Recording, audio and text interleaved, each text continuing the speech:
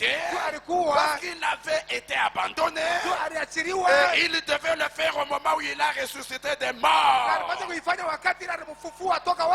Je vous pose la question. Si Jésus n'avait pas embrassé la croix, il n'aurait pas eu de couronnement à la résurrection. Muichike musalaba. Acceptez la croix. Même si en renonçant à ceci, vous allez porter une croix. Portez-la fièrement, avec joie, parce que cette même croix engendrera votre couronne. Vous la déposerez au pied du Seigneur et vous l'échangerez contre une couronne. La croix, c'est la mère de la couronne. Vous refusez la croix, vous avez rejeté votre couronne. L'accusation. Paragraphe 375. Jésus a embrassé la croix avant d'être couronné au matin de la Pâque. Pouvez-vous aussi accepter d'embrasser la croix? Vous savez, généralement on parle de la croix de Jésus, mais quand on veut parler de notre croix, ça devient autre chose.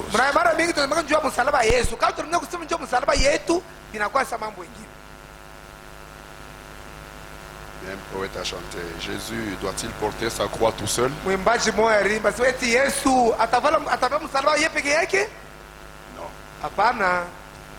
Il y a une croix pour moi. Je t'informe qu'il y a une croix pour tout fils et toute fille de Dieu.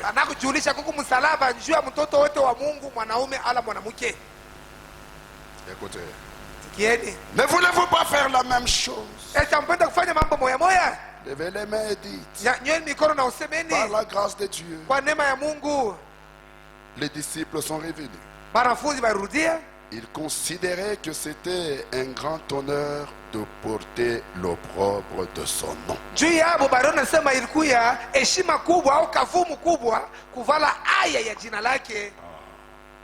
Porter l'honneur de ce message, l'opprobre de ce message, c'est un honneur aux yeux de Dieu. Amen. Dites amen. Malgré tout ce que le monde peut en dire, porter l'opprobre de ce message, c'est un honneur aux yeux de Dieu. N'ayez pas honte de cela.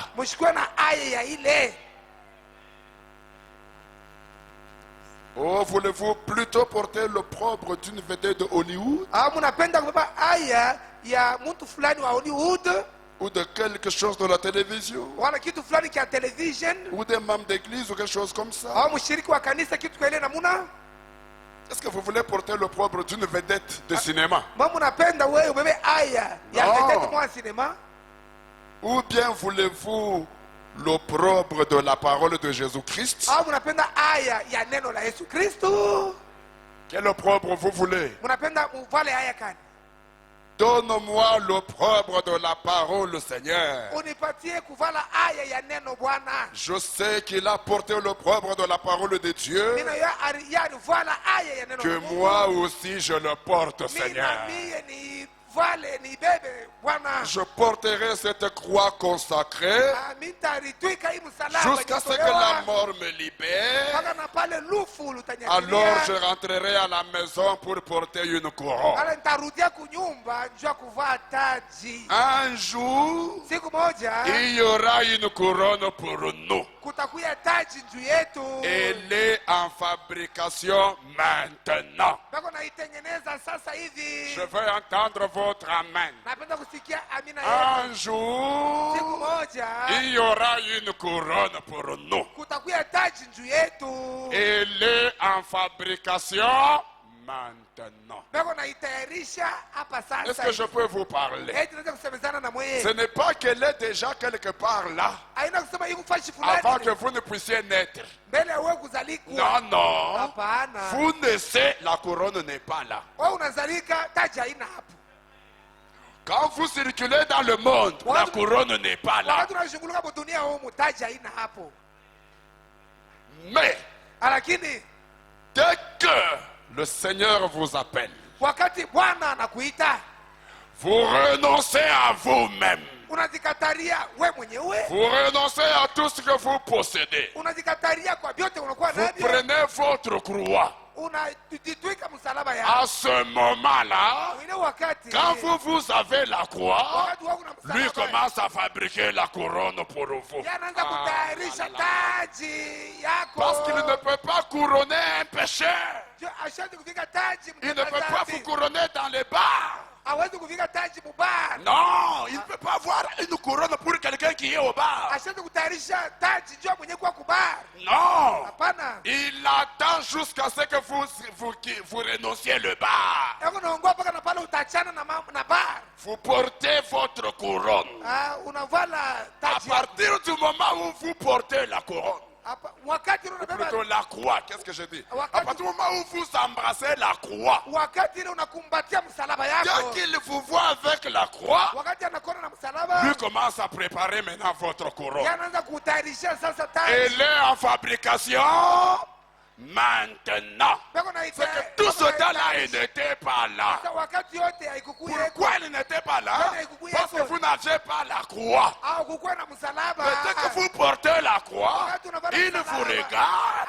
Vous marchez avec la croix sous l'opprobre, sous les railleries des gens, dans la souffrance. Pendant que vous marchez avec la croix, il donne l'ordre à un ange. Commencez à fabriquer sa couronne. Qui peut dire amen? Si vous voulez que la couronne soit fabriquée, acceptez de porter la croix. C'est pourquoi quiconque va refuser d'accepter la croix, même s'il arrive à la fin, il n'y a pas de couronne fabriquée pour lui. C'est très profond. Quiconque refuse la croix,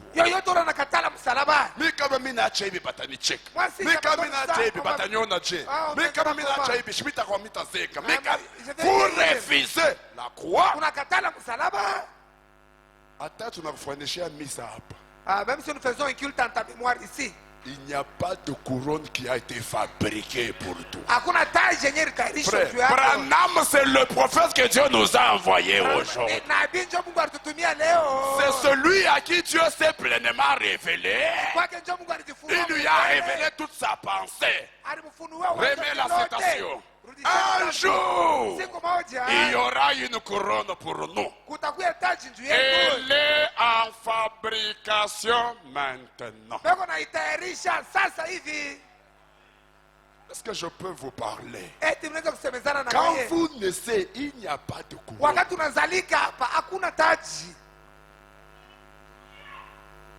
On va la fabriquer comment? Toi, tu n'as pas la croix.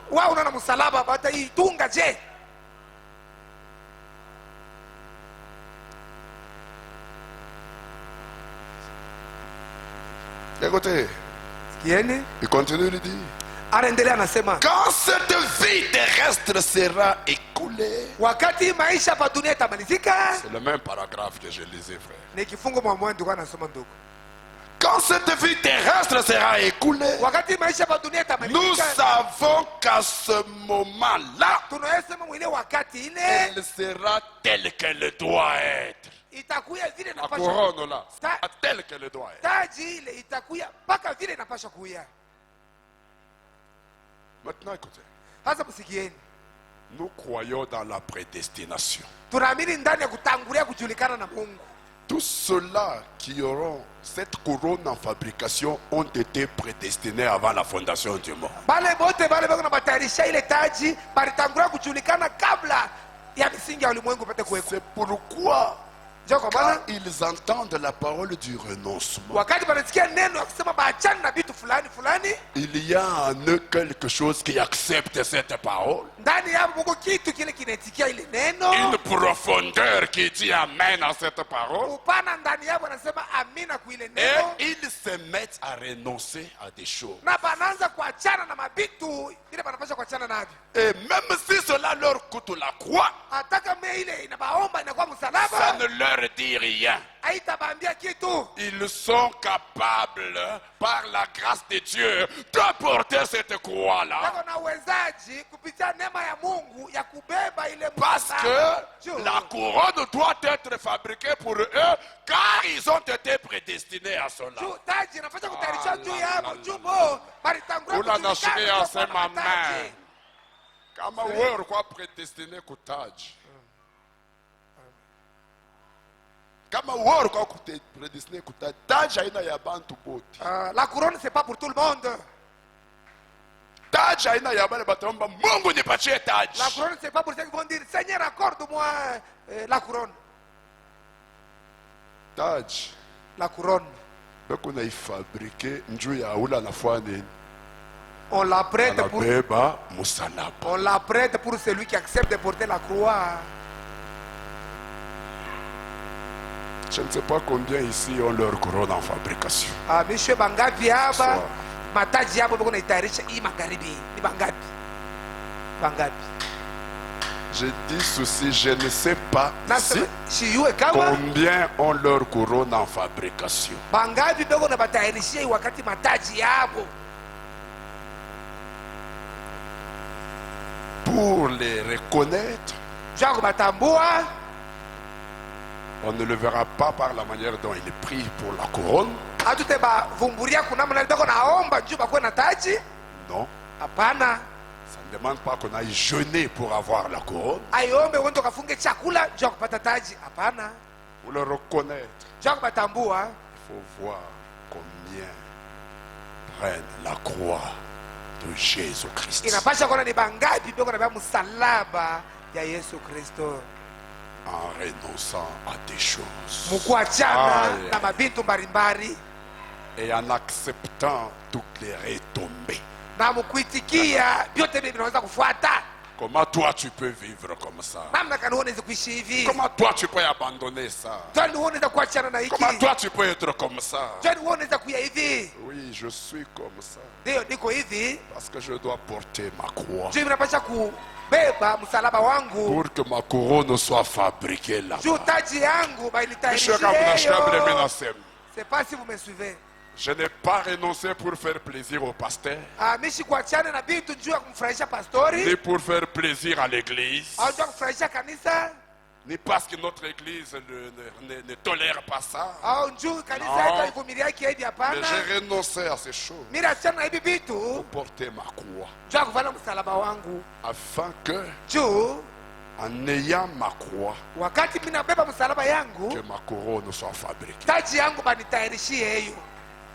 Parce qu'un jour je partirai, Juu siku moja mimi nitatoka pa dunia, vouloir ou pas, nikupende wala hapana, utatoka pa dunia. sorcier ou sans sorcier, Baloji wala maladie baloji ou sans hapana, maladie, magonjwa wala magonjwa Covid hapana, ou sans Covid. covid wala covid hapana, utatoka pa dunia.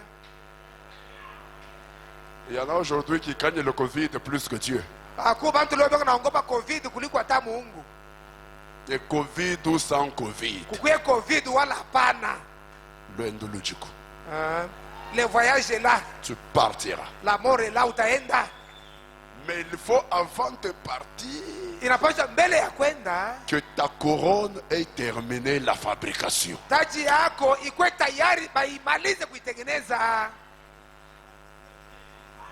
Elle est fabriquée quand? Répondez-moi. Ni wakati kani beko nakutayarishia hayo? Quand vous embrassez la croix maintenant. Wakati unachika kubeba msalaba yako hapa sasa. Alors mes frères, mes sœurs, renonçons. Ndugu yangu, brada yangu, tuachane na bila tunapaswa kuachana nayo. En renonçant, Mkuachana na mambo vous mbalimbali. savez, l'aigle ne regarde pas ici. Mnaona ntai ya shangaria yake hapa. L'aigle regarde très loin là à la fin. Ntai anaangalia mbali kule kumwisho. Nous renonçons ici parce que nos regards sont fixés sur notre couronne.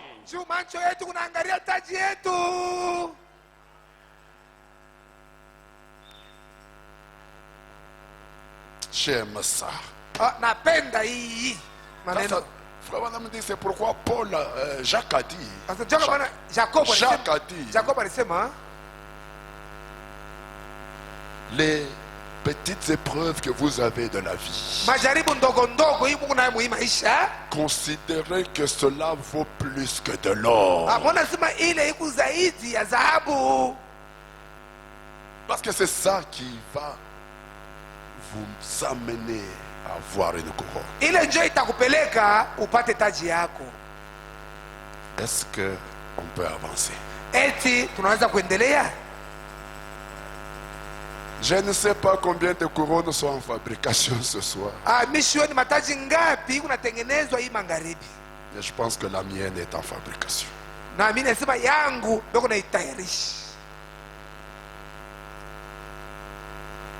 ne sais pas la vôtre.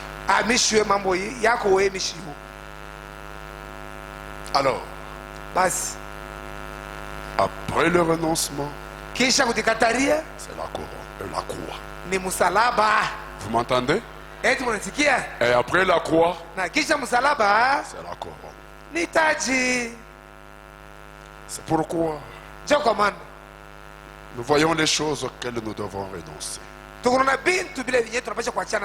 ne peut pas tout mentionner. Vous les jeunes, les choses qui ont été mentionnées, renoncez-y. Pour que votre vie soit digne de l'évangile. Afin d'être ce chrétien sublime. Et le dimanche, nous avons vu comment nous avons un habillement qui n'est pas digne de l'évangile. Sœur, est-ce qu'on peut dire amen? Il y a un habillement qui est digne de l'évangile.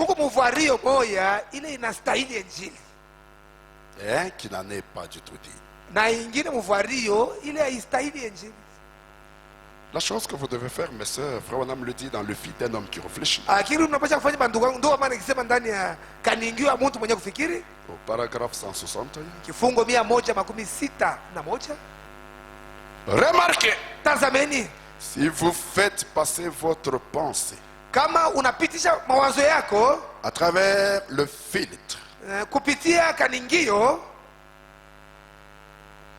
d'une femme qui réfléchit.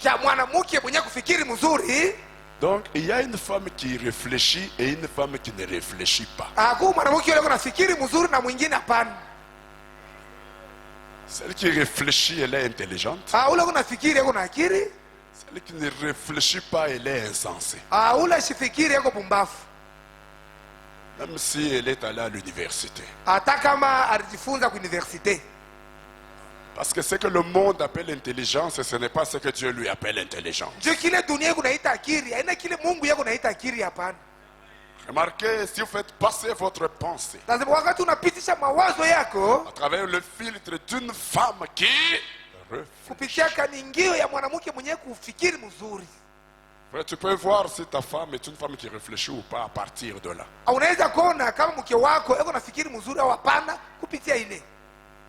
Si vous faites passer votre pensée à travers le filtre d'une femme qui réfléchit, vous en ressortirez avec l'habillement d'une femme sainte. Je chercherai amen. Je n'entends pas votre amen. Et l'habillement d'une femme sainte, c'est un habillement qui ne séduit pas.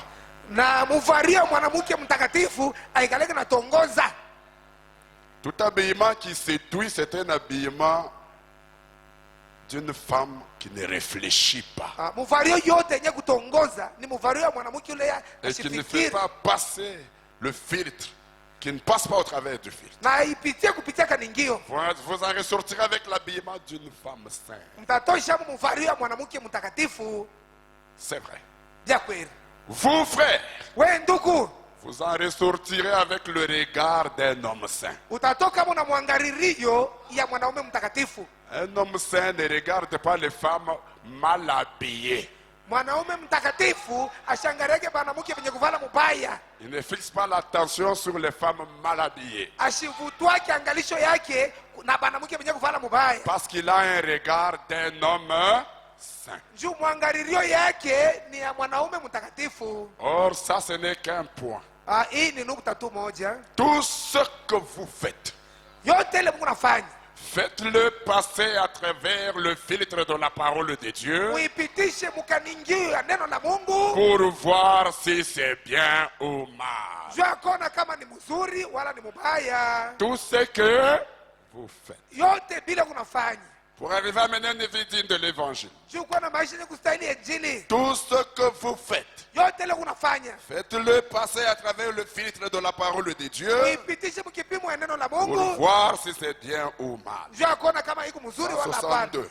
106. Vous en ressortirez avec l'habillement d'une femme sainte, Mutatosha mule muvario ya mwanamke mtakatifu avec de longs cheveux, na nywele yake mrefu, habillé décemment, mwenye kuvala vya heshima un esprit paisible et doux, na roho ya salama na mpole. pas toujours à se quereller, Hapana pa à kukokotana, se bagarrer kupigana et à faire des histoires, na kufanya mamambo ya kuachana chana. mais un esprit paisible et doux, Roho ya salama na ce mpole qui est un grand trésor de la part de Dieu, la Bible le dit. yenye kuya mali kubwa mbele ya Mungu. Biblia inaisema. Alors on ne peut pas être ici pour vous montrer ça mettez, ça ne mettez pas, ça n'habillez-vous, ça ne... Non, non, ça, on n'est pas à l'école de dimanche. Hatuna kumasoma muyenga nje kulimbia sema ikivala On n'est pas à la gardienne. Hatuna kugardiana hapana. Tout ce que l'on peut dire, Yote tunaweza kusema soyez une femme qui réfléchit. kuya mwanamke mwenye kufikiri mzuri. Qui peut dire amen. Naanza kusema amina. Et une femme qui réfléchit fait quoi? Na mwanamke mwenye kufikiri unafanya nini? Elle fait tout passer par le filtre de la parole de Dieu. Kama napitia yote mkipimo ya kaningio neno la Pour en Mungu. sortir avec l'habillement d'une femme sainte, Jua kutosha mule mfario ya mwanamke mtakatifu. pour voir si c'est bien ou mal. Jua kona kama ni Pour mzuri voir wala ni si mubaya. c'est digne de l'évangile ou si ce n'est pas digne de l'évangile. Ya kona kama inastahili kweli injili wala hapana. Oh, que le Seigneur soit loué. Oh, Bwana apate kusifiwa. Nous avons donc renoncé à... Soyez une femme réfléchie et renoncez à tout ce qui ne passe pas par le filtre de la parole. Na mwachane na vyote venye vipitie mkaningio ya neno. Afin que votre vie soit digne de l'évangile. Juu maisha yako istahili injili. Nous avons parlé de la télévision, Tulisema juu ya television, des films, mafilme, des séries maseri et tous ces genres de choses. na vile vitu vyote vya ile Nous aina. avons parlé des matchs Tulisema juu ya que mamachi. les frères regardent, Ile bandugu wako naangalia. des catchs Makachi. que les frères regardent. Ile bandugu wako Nous naangalia. avons parlé du téléphone, Tulisema juu ya telefone. nous avons parlé de la radio. Tulisema juu ya radio. Frère Branham nous a dit que Ndio maana tuambia kama ces choses sont en soi une malédiction. hivi bintu biku mbele laana. Mwichike mbele. Acceptez d'abord. C'est au départ une malédiction. Kwanza biku mbele laana. Et la télévision, Na television, et la radio, na radio, et le téléphone, na et telefone, les journaux, na magazeti. Frère Branham dit, Mungu anasema c'est une malédiction. bila bintu biko laana. Mwichike, Acceptez. mwichike. Acceptez. Alors, si vous ne faites pas attention, Kama wewe ufanye angalisho, vous boirez la malédiction de cette malédiction-là. utakunwa laana kutokea ile malaana ile. Vous boirez la malédiction de la télévision. Utakunwa laana ya Vous telefoni. boirez la malédiction du téléphone. Utakunwa laana ya Vous telefoni. boirez la malédiction de la radio. Utakunwa laana ya radio Si vous ne faites pas attention. kama ufanye angalisho. Nous ne parlons pas des journaux parce que l'homme noir ne lit pas beaucoup les journaux. Atuseme juu ya magazeti juu mtu mweusi asomake mingi gazeti. Les blancs ont dit, Bazungu balisema si vous voulez cacher quelque chose à un noir, kama unapenda kumficha mtu mweusi kitu fulani, mettez-le dans un livre. muyanjike mkitabu fulani mweke. Parce que lui, il aime les plaisirs. juu yeye anapenda vya kujifurahisha na bebya mingi, Mais il n'aime pas lire. apende kusoma. Alors si vous voulez cacher quelque chose à un noir, mettez cela dans un livre. Il ne les verra jamais. Kama anapenda kumficha kitu uandike mkitabu, hata akionaka ta juu apenda kusoma. C'est ce que l'homme blanc a dit. Juu vile mzungu anasema. Alors, Basi Branham nous a dit que ndio maana tuambia kama tout dépend de comment vous utilisez ces choses. mambo ni namna unatumia vile bintu. N'est-ce pas vrai? Eti vya kweli. Renonçons, mes sœurs, j'ai insisté. C'est pas moi, l'Esprit de Dieu a insisté. Sœurs, renoncez aux films des séries. Tudikatarie mambo mafilme maseri, tudikatarie. Un ami, c'est l'Esprit de Dieu. Ce n'est pas moi, c'est l'Esprit de Dieu. Et vous les frères, Mwe banduku, l'Esprit de Dieu a insisté. roho ya Mungu nasema zaidi, Renoncez au match, au catch. mwachane na match na makati. Renoncez. Mwachane na vile. C'est pas moi, c'est l'Esprit de Dieu. Aina mimi ni roho ya Mungu. Et Branham dit, Ndio wanasema si c'est l'Esprit de Dieu, il parlera en accord avec la parole. kama ni roho ya Mungu bila kunasema ni neno. Renonçons à toutes ces choses. Tudikatarie vile vitu vyote. Aux programmes et aux émissions de télévision qui sont sales. Ma programu ya television ilikuwa ya buchafu. Renonçons aussi. Tudikatarie vile vitu tuachane navyo. Vous êtes prêts à le faire? Eti Mungu tayari kuifanya? Même si ça vous coûte la croix, portez la croix. Hata kama itakuwa msalaba, beba ile msalaba. Renonçons à un mauvais usage du téléphone. Tuachane na kutumia telefoni mnamna mubaya. Tudikatarie. Surtout les androïdes. Zaidi ma Android. Si vous n'êtes pas à mesure de renoncer à ça, achetez, vendez l'Android, achetez le petit téléphone là avec des boutons. Kama unashindwa kuachana nayo, ujisha Android. Uza ka telefoni kakadogo kali na tuma bouton. Kakadogo tu kali. Est-ce que c'est pour la communication seulement? Juu kazi ni communication kunesha. Juu ya mafaa. Tu peux appeler, on peut t'appeler, vous parler. Utaitana banakuita mnaongea kunaishi. Et tout ce que vous voyez, les frères trimbalés là, pinene, Yves. Des gros téléphones qui sont en train 3 d'être 4. tatu na ine. Ce sont des péchés qui sont là-dedans pour la plupart. Vous êtes là en train de vous enorgueillir avec ça. Si on ouvre là-dedans, est-ce qu'on ne va pas découvrir les péchés là-dedans?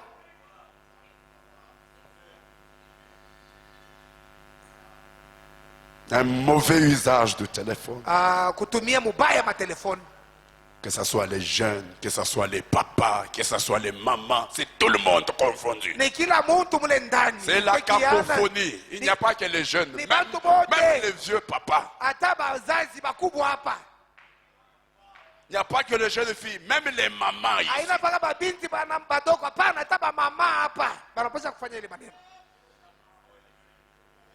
Un mauvais usage du téléphone. Des images sales. Un chrétien ne devrait pas regarder. Indigne d'un chrétien qui mène une vie digne de l'évangile. Je vous ai dit que les yeux sont la porte de l'âme. Attention avec ça. Les choses que vous regardez, les esprits peuvent entrer à partir de là. Et dans votre âme, et dans votre corps, même dans votre travail. Il y a l'usage excessif du téléphone. Excessif. Excessif, ça veut dire c'est beaucoup de temps passé au téléphone. Sur 24 heures. Sur 24 heures de la journée. Vous faites 18 heures au téléphone. Unafanya 18 heures, même 20 heures d'ailleurs. Hata 20 heures, unakupitisha mpaka mu téléphone. Les 4 heures là, c'est quand la batterie se termine et que vous devez charger. Alors là, vous dormez, vous en débarrassez. Le temps de charger. Donc, 20 heures sur 24 heures. C'est le téléphone. 18 heures sur 24 heures. C'est le téléphone. Faites un peu un calcul. Sur 24 heures, votre téléphone vous prend combien d'heures? Faites un peu un calcul. Quand vous serez chez vous là, faites un peu le calcul. Dieu m'a donné 24 heures. 12 heures de jour, 12 heures de nuit. Mon téléphone me prend combien de temps? La prière me prend combien de temps? La lecture de la parole me prend combien de temps? Faites un peu ce calcul. Allez faire ce devoir.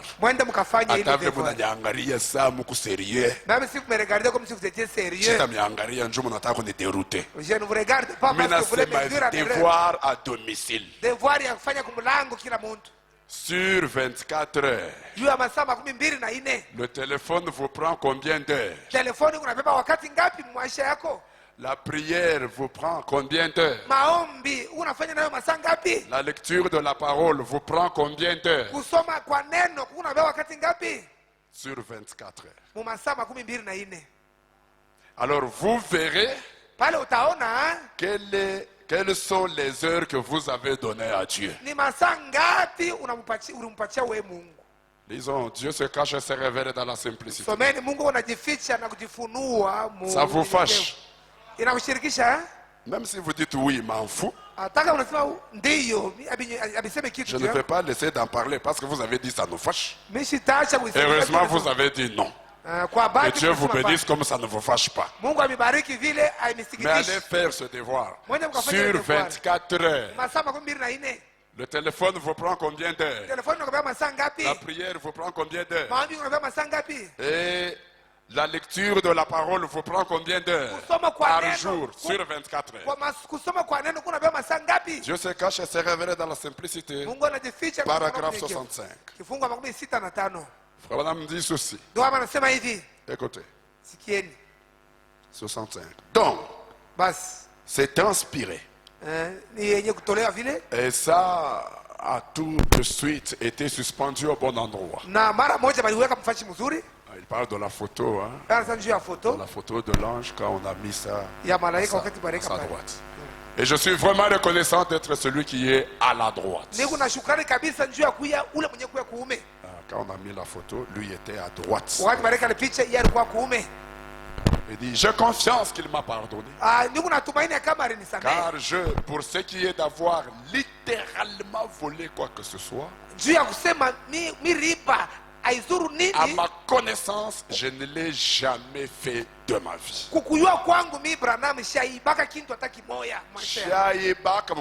Je n'ai jamais volé. Toi, tu peux dire ça.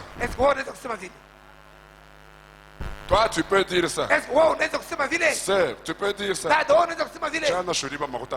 Hier, tu as volé l'argent de ton mari.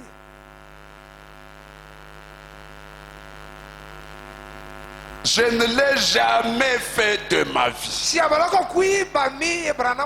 Mais j'ai tellement employé mal son temps que dans ce sens-là, j'ai volé. Dans ce sens-là, j'ai volé. J'ai volé son temps. Dans le temps où je devais être occupé à prier, je l'ai utilisé à autre chose. Le temps où je devais être occupé à lire la parole et à me consacrer, je l'ai utilisé à autre chose. Alors j'ai volé, je lui ai volé. Or, Quand frère Branham disait là qu'il volait le temps de Dieu, il n'avait pas de télévision dans sa maison. Est-ce que vous savez ça? Branham n'avait pas de télévision dans sa maison. Donc il ne se mettait pas là pour regarder la télévision dans sa maison. Frère Branham n'avait pas de téléphone Android portable. Il pouvait s'asseoir au salon et commencer à faire comme ça. Lui, il avait le téléphone là de... Là, c'était seulement pour appeler.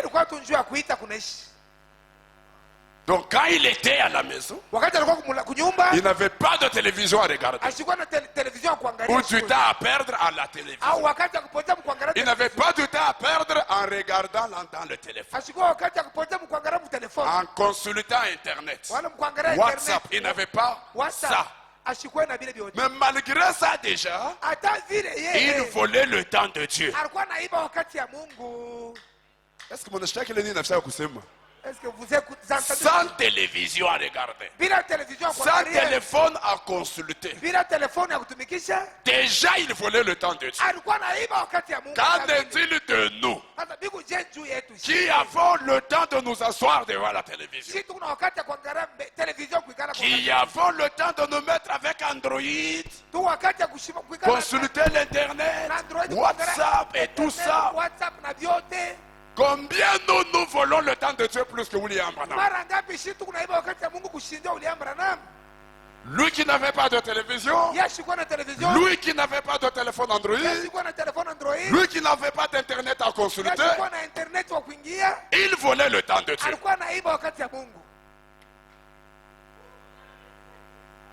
Est-ce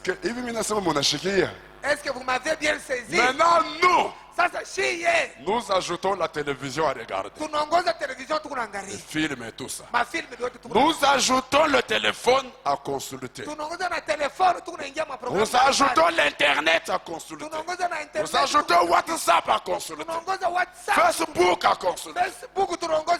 Si lui, sans toutes ces choses, il volait le temps de Dieu, qu'en est-il de nous?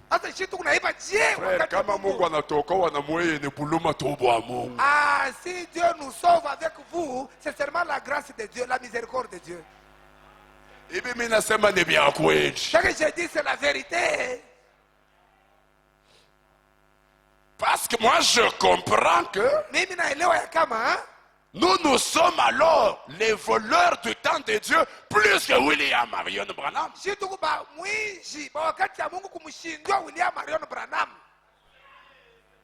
Lui le confesse et nous ne l'avons jamais confessé.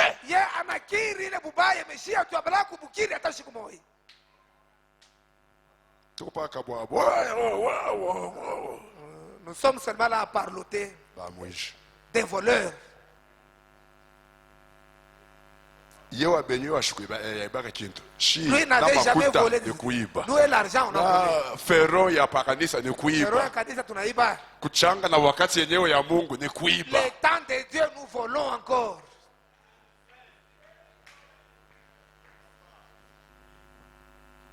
Littéralement ayaibaka kintu. Il n'a jamais volé comme ça quelque chose. Ya riba tu wakati. Lui, c'est seulement le temps de Dieu, c'est tout. Mais eko neba wakati bila télévision. Mais n'ayant pas de télévision. Eko neba wakati bila téléphone portable. N'ayant pas de téléphone portable. Eko neba wakati bila internet, bila Facebook, bila WhatsApp, anaiba wakati. Ça c'est chi.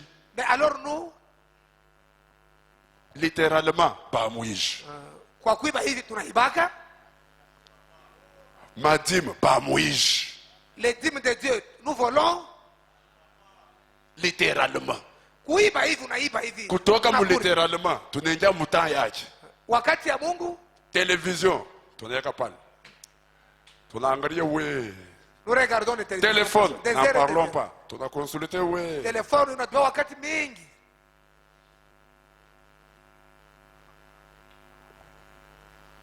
Et on veut voir le Dieu de William Branham. Na tunapenda tumuone Mungu wa William Branham. Avec une telle vie. Na maisha ya hii namuna. Qui est très loin d'être digne de l'évangile. Yeye kuya mbali kabisa kustahili injili. OK. C'est ça. C'est pourquoi ça ne vient pas. Ndio kwa maana haibikui. Et quand ça ne vient pas, Na wakati haionekani ile maisha, nous commençons à nous tromper tunaanza kujidanganya par des faux raisonnements. na mafikiri ya bongo. Frère, Ndugu, Dieu a déjà tout fait par frère Branham. Mungu ashafanya vyote kupitia Il n'a ndugu jamais Branham. dit ça. Yeye ndugu amesha sema vipi? Njo tunashindwa kuishi maisha ni kustahiliwa na Injili. C'est nous qui faillissons, nous n'arrivons pas à vivre Sasa la vie digne de Mungu l'évangile. anashindwa kuingia njuu ya kujionakanisha. Dieu ne Sasa sait tunashange, pas nous tunasema alifanyaka paka na frère Non, Branham. il avait fait seulement avec frère Branham. Bamwiji. Des voleurs que nous sommes. Shi bamwiji. Des voleurs que nous sommes. Des voleurs que nous sommes. Pale tu utaluria unafanya hii devoir. Quand tu vas rentrer, tu vas faire Unaangalia ce tu devoir. temps ile unabebaka ku television. Le temps Temps que ile le téléphone- unabebaka ku prière. le temps que la prière te prend. Temps ile unabebaka ku téléphone. Le temps Temps unabebaka ku kusoma sauti ya Mungu. Pour lire la Njoo parole. puiji bulo kuna hapo kwa wakati ya Mungu. tu verras combien tu voles le temps de Dieu toi-même. Quand tu vas faire ce devoir. Maintenant, Sasa j'ajoute quelque chose. naongoza kitu fulani. Je suis dans l'accusation paragraphe Ndugu 56. ndani ya mastaki kifungo 56. Munirumie quoi? Pardonnez-moi. L'accusation paragraphe 56. Mastaki kifungo 56. Branham dit ceci. Ndio maana nasema hivi. Muniulize kwa tasema qu'est-ce qu'il dit. Demandez-moi ce qu'il dit. Voici ce qu'il dit. Molele kila Non, anasema. papa, tu as raison, ça aussi monde bien. Tu Unatoka. as bien, bien. Ce sont des bonnes choses. Écoutez, Sikieni. tous nous affirmons, lisons. Tusomeni shibote.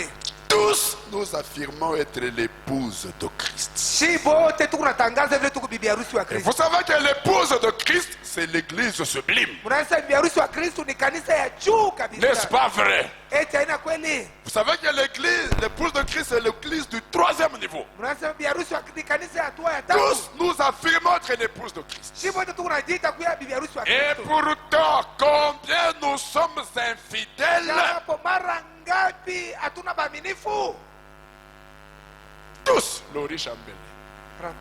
Nous affirmons être l'épouse de Christ. Shibote tukunajiita kuya bibi harusi wa Kristo. Et pourtant, Japo combien nous sommes infidèles. mara ngapi hatuna baaminifu? À quoi consiste cette infidélité? Kule kukosa kuaminifu ni kusema nini?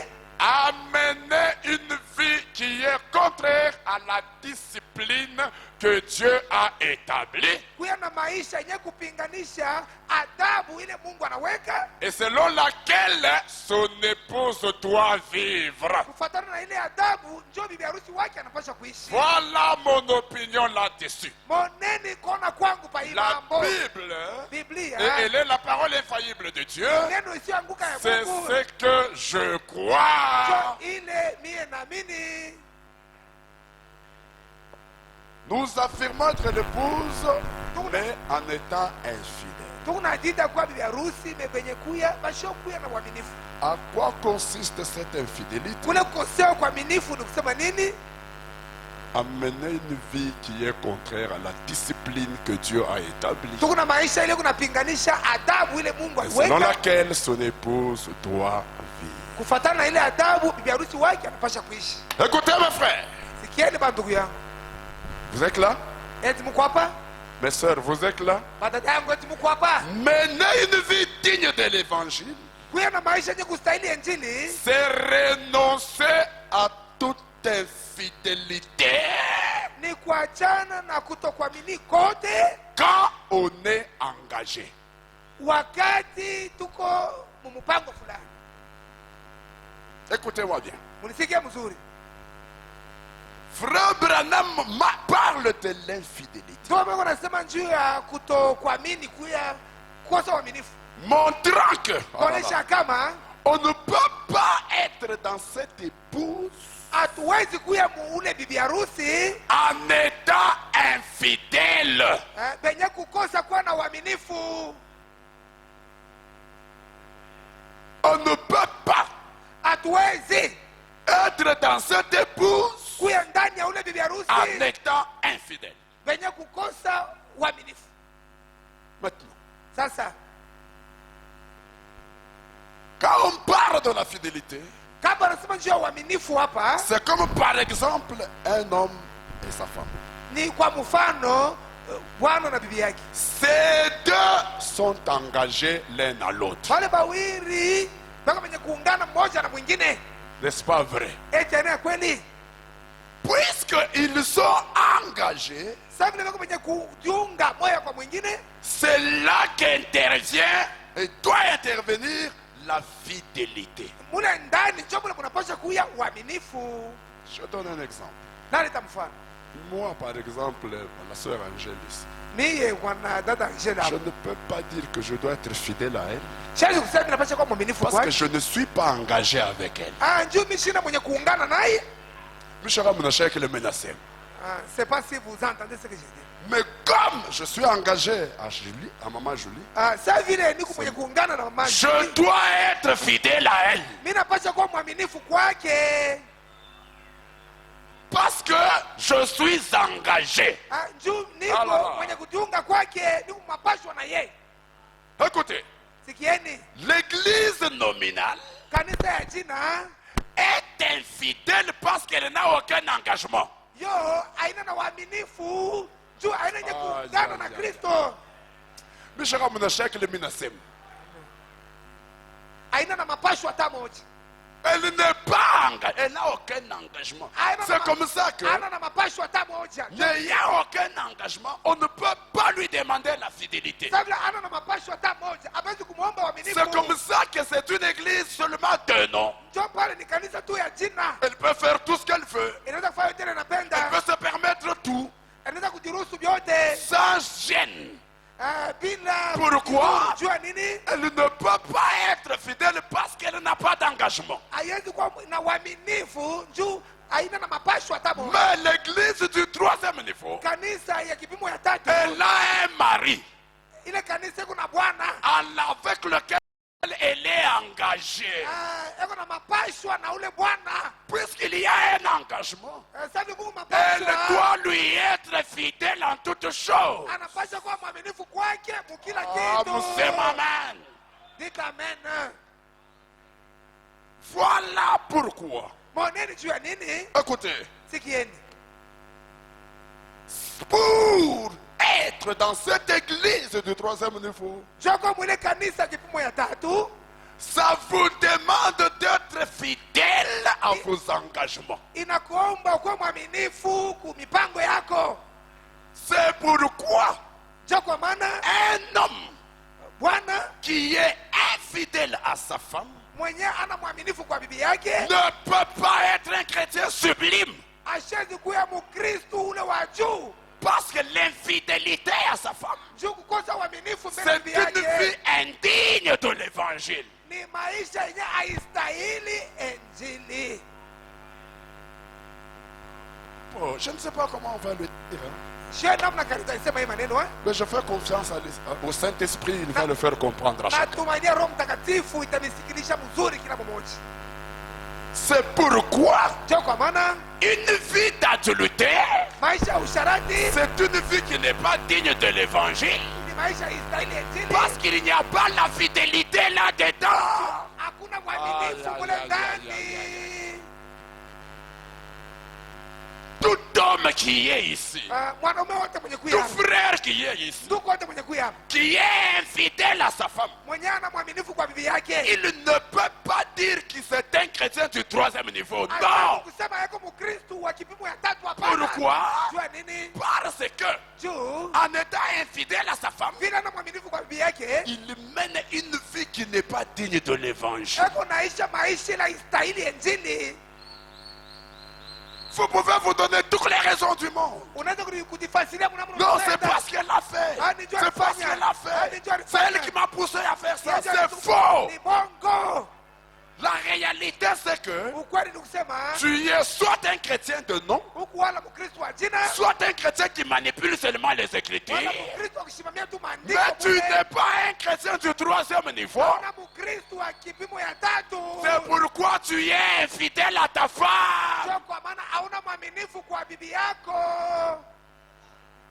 Musema amen. Dites amen. C'est ça la vérité, frère. Ni ukweli ndugu.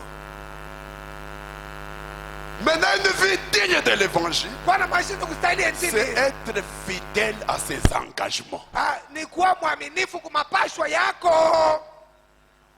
Tu es un homme marié. Wako mtu wa ndoa mwenye kwa. Frère Branham dit, Mama anasema sois fidèle à ta femme. kwa mwaminifu kwa bibi yako. Ah, pasteur.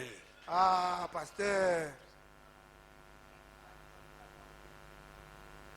Je vais lire question-réponse du 27 mai 62. Swali na Pour vous, les majibu ya frères. 27 mwezi ya 5 62 juu ya mweba nduku. Comme on a dit, on a eu là où tu peux aller avec tes infidélités là. Si tu refuses, tu sais là où tu peux aller étant infidèle. Parce que tout existe aujourd'hui. Je bien te dis quoi leo. Au nom du message de frère Branham. Bale bote wakasema ni paka ujumbe ya ndugu Branham. Nous avions des frères ici. Tuko na banduku hapa. Nous avions des Turukuyaka frères. na banduku hapa. Pas le bundumba bona babamba. Lorsque l'esprit d'impudicité les a saisis. Ils ont dit, pasteur Mbunda chana une révélation à mariage et divorce. Pasteur Mbunda n'a pas de révélation sur le mariage et le divorce. Ana mambo ya révélation sur le mariage. Ni mambo ya bundumba bona kubamba. C'est l'esprit d'impudicité qui t'a saisi. Infidélité, esprit à infidélité. Na roho ya kukosa kwa mwaminifu inakushika. On a la révélation. Tu trompes disant que il n'a pas de révélation. Infidèle. Muto mwaminifu. 109. Question et réponse. 109. Swali la majibu ya ile tarehe. Ça c'est Branham. Et Branham. Le modèle. Mfano. Je ne suis pas fidèle à mon épouse parce que je crains qu'elle divorce avec moi. Mishina mwaminifu kwa bibi yangu njoo kusema niko naongopa sema atadivorce na mimi. Je ne suis pas comment? Mishina je? Je m'aime. Parlez. Frère Mousseme, je ne suis pas comment? Parce que je crains qu'elle divorce avec moi. Njoo kusema niko naongopa sema atanikatala. Je lui suis fidèle parce que je l'aime. Niko mwaminifu kwake juu mimi nampenda. Moi bambala comme quand kimia. Vous les célibataires, taisez-vous. Wache ba marié basem. Laissez que les mariés parlent maintenant. Le riche citation. Retournons à la Ouais citation. baser mouchisem. Vous les sœurs ne parlez pas. Ami concerné. Vous n'êtes pas concernés. Je ne suis pas fidèle à mon épouse Mishina mwaminifu kwa parce bibi que je yangu. crains qu'elle divorce avec moi. Njoo kusema niko naongopa sasa atanikatala Je tuachane. ne suis pas comment? Bila kwa nguvu kutosha mkini. Ça devient difficile maintenant de parler. Je me sais aimer. Je ne suis pas. Je lui suis fidèle. Niko mwaminifu kwa bibi yangu. Continuez la phrase. Njoo mimi nampenda. Continuez encore la phrase. Tuendelee tena kusoma.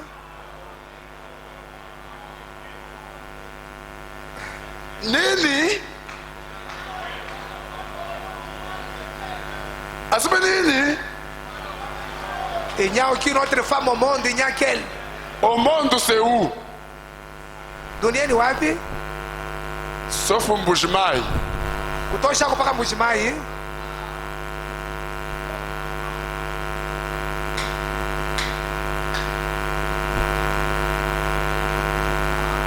Utapanda utashuka. Branham a tout dit.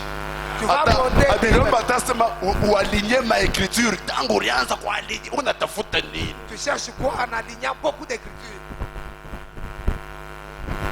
Unalinye kumwisho mwende muovu. Et à la fin, allez vous marier. Ukisha kualinye utakutanisha hii isha kushimami kuna kuangalia. Après avoir lu, tu vas trouver cette écriture en train de te regarder. Ayingie mwila lenyuma yako hapa. Iko kumpembeni kuna kuangalia. Il ne s'aligne pas parmi les écritures que toi tu as sélectionnées.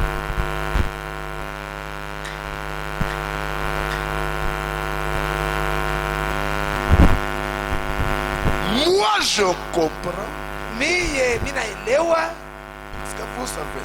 Donc mnajua Daniel avait compris le temps dans lequel il vivait en lisant la prophétie de Jérémie. Daniel arelo wakati Daniel alikuwa anajua. Moi aussi quand je lis William Branham, na mimi nikisoma William Branham, je comprends minaelewa qu'un homme infidèle à sa femme ne l'aime pas. Mwanaume ule ana mwaminifu kwa bibi yake asimupende bibi ule bibi. Parce qu'il dit, je lui suis fidèle. Pour quelle raison? Parce que je l'aime. C'est pourquoi tous ces chrétiens infidèles sont soit les chrétiens de nom, soit les chrétiens fondamentalistes. Je vis le bico. C'est comme ça que sont les choses. Parce que pour entrer au troisième niveau, il faut la fidélité. C'est ce que dit frère Branham.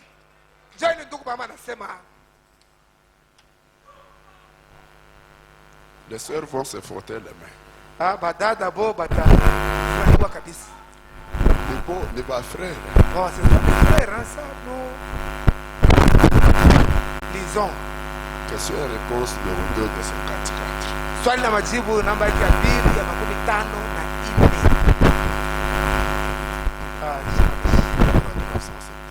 Kifungu ya 117. Question et réponse numéro 2 de 54. Swali la majibu namba ya pili ya mwaka 54. Et souvenez-vous. Na mukumbukeni. J'aimerais beaucoup être d'accord avec vous là-dessus. Sur votre décision là-dessus. Tout autant que j'aurais aimé être d'accord avec cette femme. Cette pauvre femme tout à l'heure.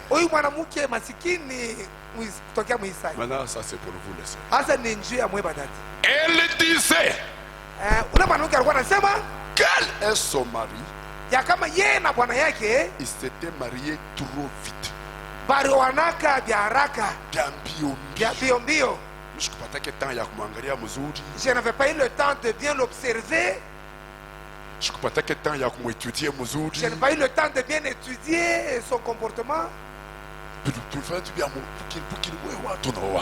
Les choses s'étaient passées trop vite.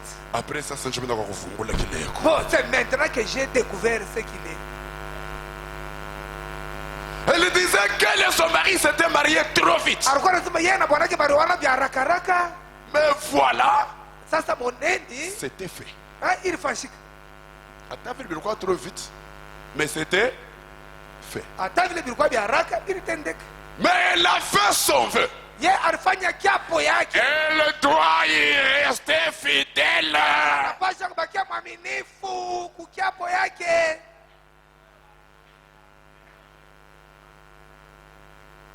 Parce que quand on te conseillait, tu n'écoutais pas. Tu n'écoutais pas. Quand papa disait attends. Quand maman disait attends, tu disais quoi? T'as où? Je vais me tuer. Je vais me pendre. Tu n'écoutais pas. Comme tu n'écoutais pas.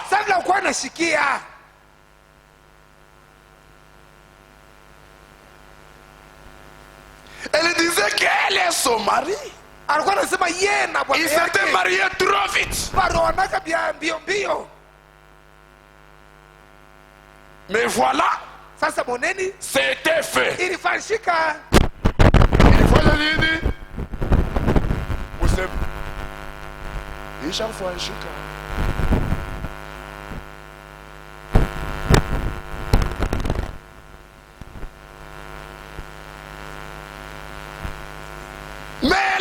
son vœu.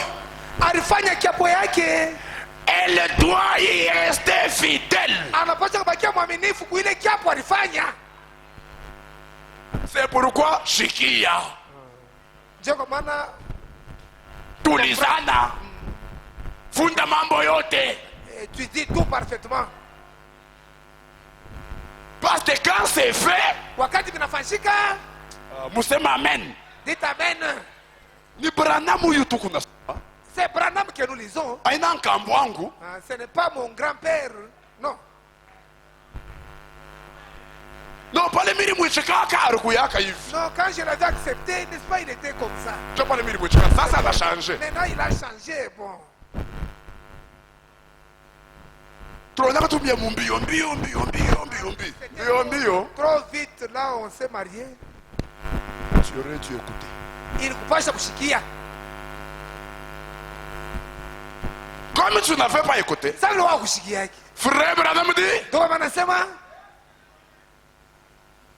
Voilà, c'était fait.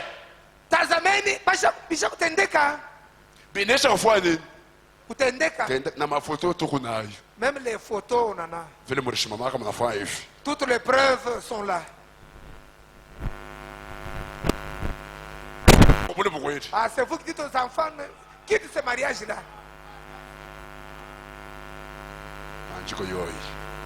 Les Écritures sont là. Pourquoi je lis tout ça? Pour être cette église du troisième niveau, nous devons renoncer à toutes les infidélités.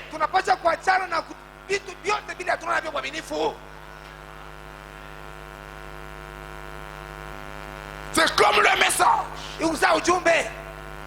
En acceptant de suivre le message, de croire le message, nous nous sommes engagés vis-à-vis du message. Est-ce qu'il y a quelqu'un qui est engagé vis-à-vis du message ici? Que Dieu vous bénisse si vous les engagez. Continuons la phrase. Voyez? Et là, moi, je dois rester fidèle à la parole de Dieu.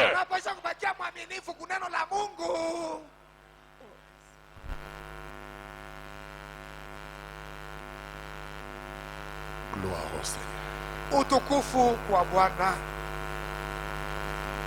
Terminons avec Jérémie 3. On va arrêter là. Une vie d'infidélité n'est pas une vie digne de l'évangile.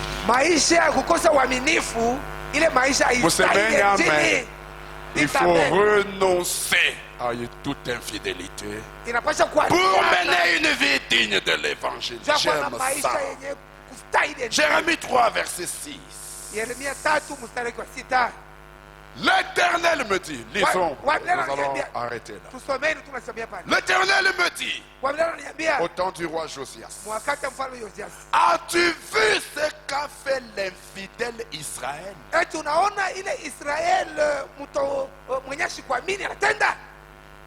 L'Éternel me dit au temps du roi Josias, as-tu vu ce qu'a fait l'infidèle Israël? Dieu appelle Israël comment? L'infidèle. Puisqu'elle était infidèle, qu'est-ce qu'elle a fait? Elle est allée sur toute montagne élevée et sous tout arbre vert. Et là, elle s'est prostituée. Donc frère, quand vous vous prostituez, vous êtes un infidèle.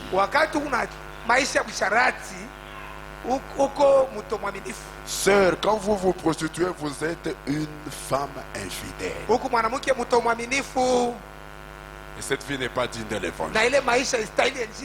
Je disais, après avoir fait toutes ces choses, elle reviendra à moi. Après avoir fait toutes ces choses, s'être prostituée au sommet des montagnes, sous les bois verts, en étant infidèle. Je disais, elle reviendra. Mais elle n'est pas revenue. Et sa sœur, la perfide Judas, en a été témoin. Quoique juste répudier l'infidèle Israël,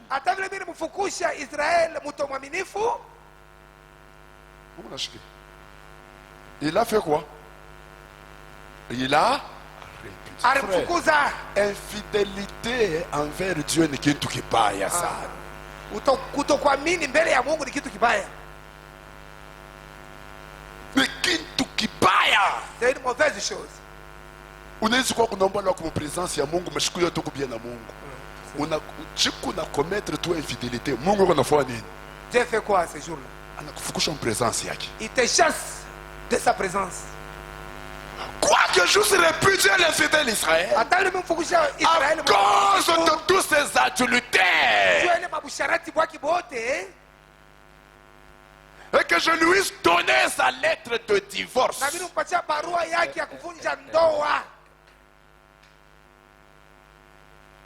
vous ne trouvez pas que c'est trop fort ça?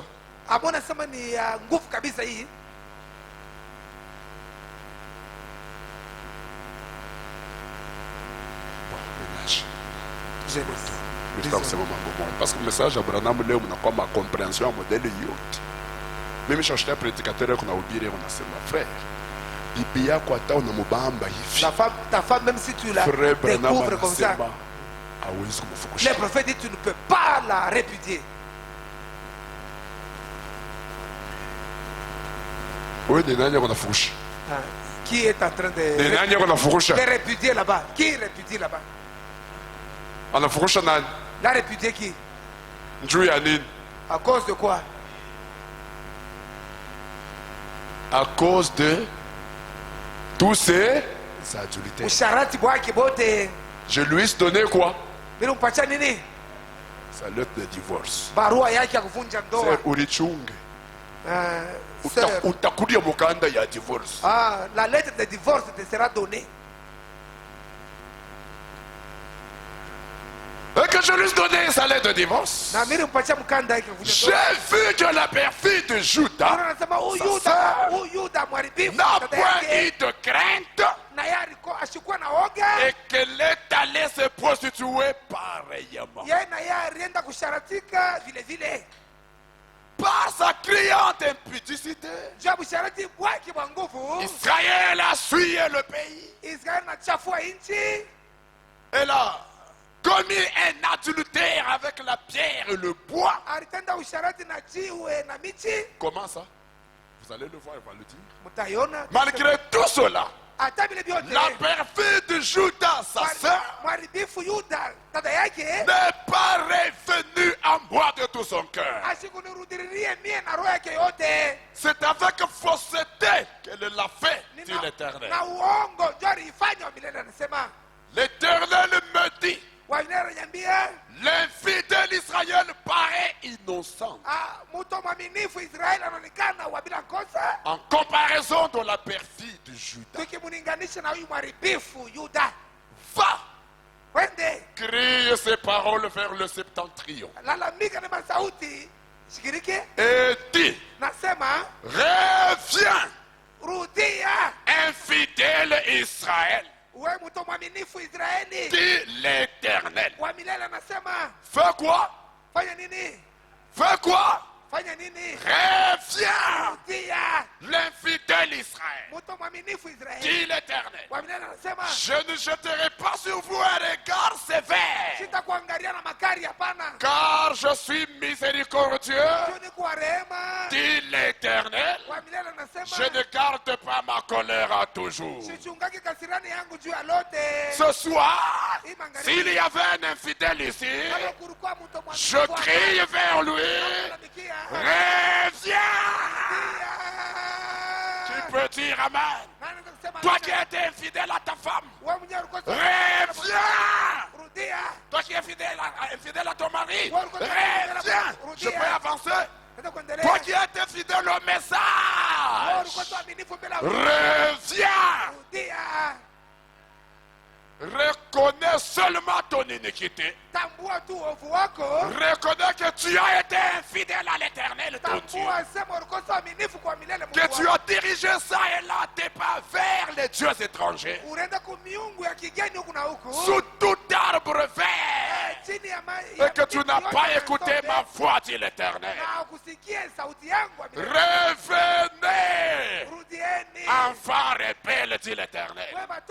Car je suis votre maître. Je vous prendrai un d'une ville, deux d'une famille, et je vous ramènerai dans Sion. Oh là là là. Et dans Sion, vous mènerez une vie digne de l'évangile, renonçant à toutes les infidélités, renonçant à toute infidélité à la parole, parce que vous êtes revenus dans Sion. Que le Seigneur vous bénisse. Mettons-nous debout. Revenons de nos infidélités pour mener une vie digne de l'évangile. Gloire au Seigneur. On t'a fait connaître, homme, ce qui est bien. Et ce que l'Éternel demande de toi, c'est que tu pratiques la justice, que tu aimes la miséricorde. Tu mènes une vie digne de l'évangile, inclinons nos têtes. Oh Dieu.